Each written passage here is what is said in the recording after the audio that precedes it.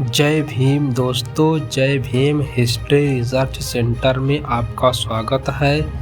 और वीडियो को आगे देखिए दोस्तों। इस वीडियो बहुत इंटरेस्टिंग वीडियो है दोस्तों, और आगे इस वीडियो को कंटिन्यू पूरा देखिए और चैनल को लाइक कीजिए, सब्सक्राइब कीजिए और बेल आइकन घंटी को दबाइए दोस्तों, जिससे कि नोटिफिकेशन आपको मिलता रहे दोस्तों।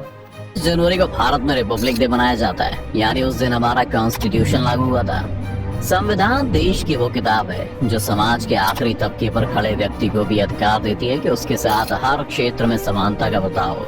200 साल की गुलामी के बाद आजाद होने वाले भारत ने दुनिया का सबसे बड़ा लिखित संविधान तैयार किया और एक खूबसूरत लोकतांत्रिक देश के रूप में खुद को स्थापित किया। इसीलिए जानना हर भारतीय नागरिक के लिए जरूरी है कि हमारा संविधान कैसे बना, किसने बनाया, या कितने लोग थे इसमें शामिल, कितने सालों में बनकर हुआ था तैयार। आइए जानते हैं आज की इस वीडियो में इन सारे सवालों के जवाब। पर वीडियो शुरू होने से पहले अगर आप इस चैनल पर नए हैं या आपने अभी तक इस चैनल को सब्सक्राइब नहीं किया है तो चैनल को सब्सक्राइब करना, बेल आइकन दबाना ना भूलें, ताकि हमारे चैनल की कोई भी वीडियो आपसे मिस ना हो जाए। हम ये जानें कि भारत का संविधान कैसे बना। आइए उससे पहले जान लेते हैं कि आखिर संविधान है क्या। किसी भी सभ्य चीजों के संचालन के लिए कुछ नियम और कानूनों की जरूरत होती है, जिसे उस समाज में रहने वाले सभी लोगों को मानना जरूरी होता है। देश को चलाने के लिए भी नियम और कानून की जरूरत होती है, जिसे मानना देश के हर नागरिकों को जरूरी होता है। देश के इसी नियम और कानून को संविधान के नाम से जाना जाता है, जो एक तरह से किसी भी देश के नियम और कानून का दस्तावेज होता है। संविधान वो ग्रंथ है जो सरकार, एडमिनिस्ट्रेशन और सिस्टम के तमाम अंगों को कामकाज की शक्ति देता है और उनका दायरा भी तय करता है। यानी कि देश कैसे चलेगा, सरकार किस तरह से काम करेगी, व्यवस्था का हर अंग कैसे काम करेगा, ये संविधान से ही तय होता है। संविधान के महत्व को समझने के लिए आप जरा सुप्रीम कोर्ट या हाई कोर्ट से सरकार के फैसलों को बदले जाने या रद्द किए जाने के मामलों को याद करें। कोर्ट ऐसा इसलिए करता है क्योंकि सरकार, संसद या राज्य विधानसभा का कोई भी फैसला कानून, संविधान का उल्लंघन करने वाला नहीं हो सकता है। मतलब देश में जो कुछ भी होगा संविधान के मुताबिक ही होगा। देश में सब कुछ संविधान में लिखे गए नियमों के अनुसार ही चलता है। अगर किसी भी देश में ऐसे नियम और कानून ना बनाए जाए तो वहाँ की शासन प्रणाली मन मर्जी फैसला करेगी और वो तानाशाही का रवैया अपनाएगी और लोकतंत्र नाम की कोई जगह नहीं रह जाएगी। तो ये तो था कि संविधान क्या होता है। आइए अब जानते हैं कि भारतीय संविधान का निर्माण कैसे हुआ। भारतीय संविधान के निर्माण की बात करें तो हम सभी जानते हैं कि दुनिया में जब से शासन की व्यवस्था है तब से शासन के नियम तय किए जाते हैं। भारत के सबसे पुराने ग्रंथ ऋग्वेद और अथर्ववेद में सामान्य लोगों की सभा और वरिष्ठ जनों की समिति के जरिए शासन प्रशासन के काम की व्यवस्था का जिक्र मिलता है। कौटिल्य के अर्थशास्त्र, पाणिनि के अष्टाध्यायी के साथ ही ऐतरेय, ब्राह्मण, मनुस्मृति जैसे कई ग्रंथों में शासन की व्यवस्था, उसके अलग अलग अंगों के अधिकार जैसी बातों का ब्यौरा है। अशोक के शिलालेख भी एक तरह से शासन व्यवस्था का ही बखान करते हैं।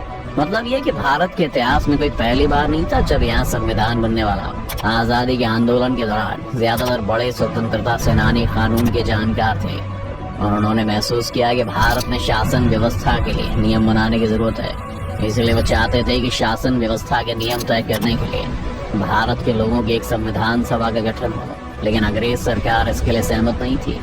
पर 1935 में अंग्रेजों ने इस मांग को शांत करने के लिए अपनी तरफ से गवर्नमेंट ऑफ इंडिया एक्ट बनाया था। लेकिन कांग्रेस ने इसका ये कहकर विरोध कर दिया कि इसे भारत के लोगों ने नहीं बनाया। आखिर दूसरे विश्व युद्ध के बाद जब भारत की आजादी की संभावनाएं बढ़ने लगी तब संविधान सभा का गठन किया गया था और इस संविधान सभा में पहले 389 चुने हुए सदस्य थे, जो देश के बंटवारे के बाद 296 हो गए थे। ये सदस्य देश की अलग अलग असेंबली से चुनकर आए हुए थे और ये देश के अलग अलग समुदायों का प्रतिनिधित्व करने वाले लोगों का एक समूह था जो कानून और दूसरे पहलुओं की भी जानकारी रखता था। और इनमें से कई सदस्य खुद कानून विशेषज्ञ यानी कि लीगल एक्सपर्ट्स थे। इसके बाद जो प्रोविंशियल असेंबली थी उनसे ही रिप्रेजेंटेटिव चुने गए और संविधान सभा बनी। आपको बता दें कि दिसंबर 1946 में उसकी पहली मीटिंग हुई और तब तक सत्ता का ट्रांसफर भी नहीं हुआ था, क्योंकि आज़ादी तो 15 अगस्त 1947 को मिली। लेकिन संविधान सभा ने आज़ादी से पहले यानी कि दिसंबर 1946 में अपना काम शुरू कर दिया था। सोमवार 9 दिसंबर 1946 को सुबह 11 बजे से संविधान सभा की पहली बैठक हुई। इस बैठक का मुस्लिम लीग ने यह कहकर बहिष्कार किया कि मुसलमानों के लिए अलग देश का गठन किया जाना चाहिए और संविधान सभा की कुल 165 दिन की बैठकें हुई। सभा के अध्यक्ष डॉक्टर राजेंद्र प्रसाद थे और सभा के संवैधानिक सलाहकार यानी कि constitutional adviser sir Benegal Narasimha Rau थे। BN राव ने दुनिया के बहुत सारे संविधानों का अध्ययन किया। उन्होंने UK, आयरलैंड, कनाडा और अमेरिका जाकर वहाँ के कानून के विद्वानों से डिटेल डिस्कशन भी की और फिर अक्टूबर 1947 में उन्होंने संविधान का पहला ड्राफ्ट तैयार किया था। फिर ये ड्राफ्ट डॉक्टर भीमराव अम्बेडकर की अध्यक्षता वाली 7 सदस्यीय ड्राफ्टिंग कमेटी को सौंपा गया था। राव की तरफ से तैयार ड्राफ्ट पर विचार करने के बाद डॉक्टर अम्बेडकर की ड्राफ्टिंग कमेटी ने 21 फरवरी 1948 को एक नया ड्राफ्ट संविधान सभा के अध्यक्ष को सौंपा और फिर इस ड्राफ्ट पर लोगों से सुझाव मांगे गए थे। इसके आधार पर ड्राफ्ट में कई बदलाव किए गए और बदला हुआ ड्राफ्ट 4 नवंबर 1948 को संविधान सभा में रखा गया। फिर इस ड्राफ्ट पर बहस शुरू हुई। अगले 1 साल तक संविधान निर्माताओं ने एक प्रोविजन पर विस्तार से चर्चा की कि क्या रखना है, क्या नहीं, या फिर किसमें बदलाव की जरूरत है। इन सभी बातों पर चर्चा और जरूरी बदलाव करने के बाद 26 नवंबर 1949 को संविधान सभा ने ड्राफ्ट को स्वीकार कर लिया और इस तरह से भारत के संविधान का दर्जा मिल गया था। इसके बाद 24 जनवरी 1950 संविधान सभा की बैठक हुई थी। इसमें जनगण मन को राष्ट्रगान का दर्जा मिला और वंदे मातरम को बराबर सम्मान के साथ राष्ट्रगीत स्वीकार किया गया था। 26 जनवरी 1950 से संविधान देश में पूरी तरह से लागू हो गया था।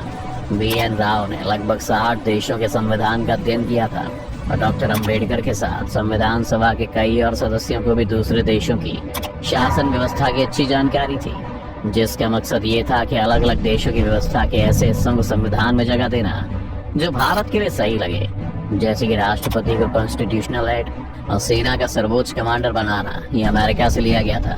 संसदीय चुनाव, संसद में 2 सदन, लोकसभा और राज्यसभा की व्यवस्था, केंद्र को राज्यों से ज्यादा शक्तिशाली बनाने वाला फेडरल स्ट्रक्चर कनाडा से लिया गया था और वेस्टमिंस्टर सिस्टम यानी संसद के लिए रिस्पॉन्सिबल कैबिनेट का प्रोविजन ब्रिटेन से लिया गया था। बताया जाता है कि संविधान के निर्माण पर कुल 64 लाख रुपया खर्च आया था और संविधान के बनने में 2 साल 11 महीने और 18 दिन का समय लगा था।